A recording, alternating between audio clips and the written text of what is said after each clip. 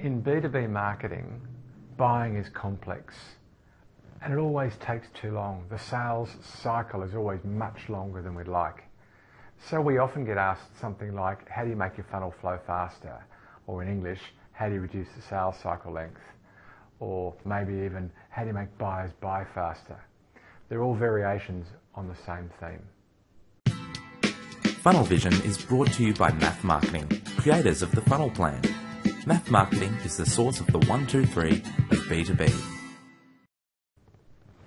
First, let's understand why and where buyers take time. And that means we need to delve into the mind of the buyer, the efficacy of tactics in changing what the buyer thinks, roadblocks to those progressions, and hidden failure.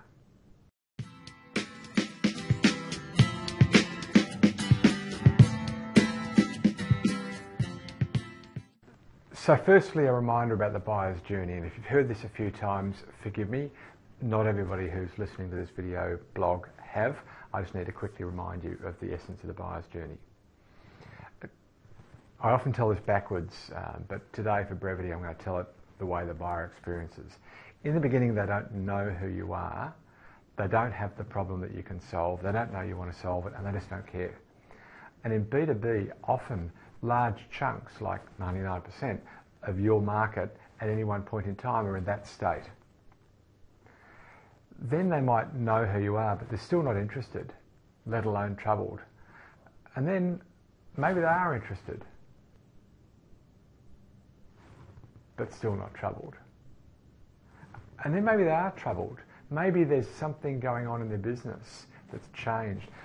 Maybe you've had an effect on their perception of the problem. Maybe your marketing has got this problem to the top of their A-list, or at least on their A-list, because often the problem you solve isn't. So we started off being ignorant, untroubled and unaware. I don't have the problem, I'm unaware that you want to solve it, I just don't care.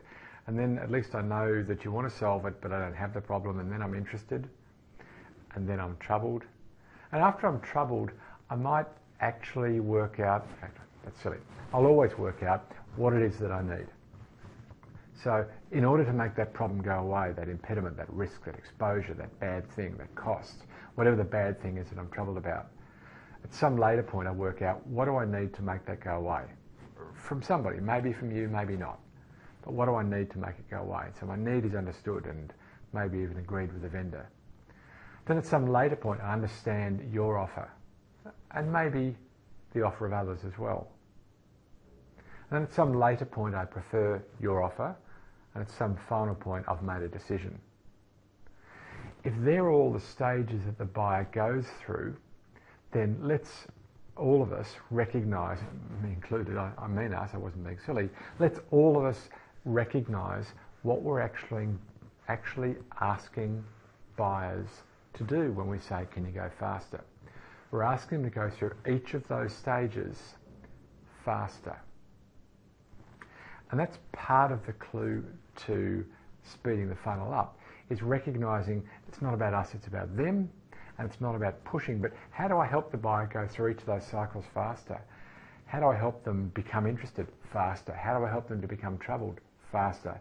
To work out what they need faster? And I think that does a few things. Firstly, it just gets your head in the right frame, but secondly, it actually makes you much more buyer-centric. Ultimately, your product or service is to do some good for somebody. And it's all about earning the right to do that good. And so we need to learn how to help them get to that point faster through each of those stages. I've blogged on this quite extensively. In fact, I want to mention 3 specific blogs to you recently that I recently did. Oh, let me say that again. I want to show you 2 recent ones and 1 slightly older one. Here's the links to all 3 of them. Basically, what I was explaining in those 3 blogs is that time really impacts a lot of things. Quick couple of takeouts from those blogs. Firstly, if a buyer normally takes a certain amount of time, let's say, I'm going to use the example from one of the blogs, 51 days to move from top to bottom, then a buyer who's been sitting at any one of the stages between the top and the bottom for longer than normal is probably not going to buy at all. That's the first point. The second point is, anywhere in that cycle, if you actually try to go faster than your buyer, you'll increase failure rate, or leakage as we call it. So they're contradictory points almost. One is that if the buyer, no matter your efforts, has taken longer than normal to move through any stage, they're probably not going to move. That's the first point. And the second point is, if you try and go faster than your buyer, they're almost definitely not going to move. So trying to rush them actually has an adverse effect on our funnel. So does that mean that we simply can't speed the funnel up? We simply have to respect the buyer takes as long as they need? Well, I've blogged often arguing much that point, but today I'm going to counter that. I'm going to take it all back, and I'm going to show you how you can speed the funnel up. Shortly, we'll show you how to do this in Funnel Plan. But before that, we're going to do two things: share with you our conclusions and invite you to receive other blogs like this. Let's get to the conclusion first. Okay, so I've got a fix, and it's kind of in 4 parts. The first one is to recognise that it's easier for you to go faster than your buyers. What I mean by that is, if you think about one of the primary lag points is just getting diary time, well, you can speed that up. How about the proposal, the time that it takes you when you understand the need to build the right solution and take it back to them? You can speed that up. Each of the stages, some of the delay is actually you. So my first recommendation is work out how you can speed you up, not your buyer. Candidly, I've looked at a lot of funnels, and my experience is that most of the delay is the seller, not the buyer. So take a look at that one first. You might be squeaky clean. It's rare. Secondly, set expectations. Help them take each of the steps by understanding what the process is going to be like. Quick, simple example. John, thank you so much for the meeting. I understand, I believe, what it is that you're trying to achieve, and I think I understand what some of the impediments are. We've spoken about them today. There's a couple of steps that have to happen after here. Firstly, I need to work out with you what it is that you need, whether from me or somebody else, to fix that problem. And there are others in your business that might have different views. We need to get all of those views. Then we need to, and so I would go. So in explaining the process, I can not only condition you to those progressions, but maybe I can even make times with you now for each of the steps. Don't do it one at a time, do it in serial. Hey, I know that these 2 recommendations so far are pretty obvious. The third and fourth one are probably going to be obvious as well. The point is, you want to speed your funnel up? Those are 2 very simple things you can do. I'm going to give you 2 more now. So the first 2 again, recognise that it's probably you, in large part. Secondly, help set their expectations. Thirdly, remove friction. Now this one is about the buyer, absolutely. Work out at every single stage why buyers stall or stagnate, why it takes time. Understand their processes, and by that I do mean administrative processes, but also understand their cognitive processes. What do they need to cycle through and think about and move through? Understand what it is that's slowing that down and fix it. Again, I know that's obvious, but you can have a big impact, and I'll give you a quick example. Often opportunities stall at the very last hurdle. So they now have identified what they need. They understand your solution, and now they're trying to work out whether they prefer it, or they might even prefer it, and we're now waiting for them to buy. When they're at that point, they're weighing up the cost of moving ahead versus the cost of not moving ahead. And obviously the cost of moving ahead needs to be way less than the cost of not moving ahead. Sounds obvious, but of course you need to address that. But what about if there are just questions, risks, exposures? Little example from a client that I worked with quite some years ago, but the example still works. They were selling a solution, cost about $400,000, $500,000, and they were an unproven company selling unproven technology. Now they knew it worked, but their market didn't. So they were asking their customers to take on all of the risk, and that took time. Sometimes the time was, gee, am I ready? Am I not ready? Am I ready? Am I not ready? So the buyer just equivocating. Sometimes it's digging out reference material. Sometimes it's thinking about alternatives because your solution's so risky. Simple solution, let the vendor take on the risk. You take on the risk on their behalf and offer it to them on a monthly plan rather than a capital sale. Small example, but in that case, the delay was trying to get my head around the risk. The solution, remove the risk. So look for opportunities to remove friction at every individual stage. Analyse or even ask, why are they stalling at each stage? And look at where can I remove friction to to help them to be ready, to be comfortable moving forward faster. Final one, bit of a data geeky story. Okay, there is a lot of hidden delay in your funnel. What do I mean by that? You've got prospects who are never going to buy from you, but they're in your funnel and they're making your sales cycle look long or your funnel look slow. Remove them. If it normally takes 30 days to go from stage 2 to stage 3 and somebody who's been stuck there for 60, they're probably not going to go ahead. Take them out.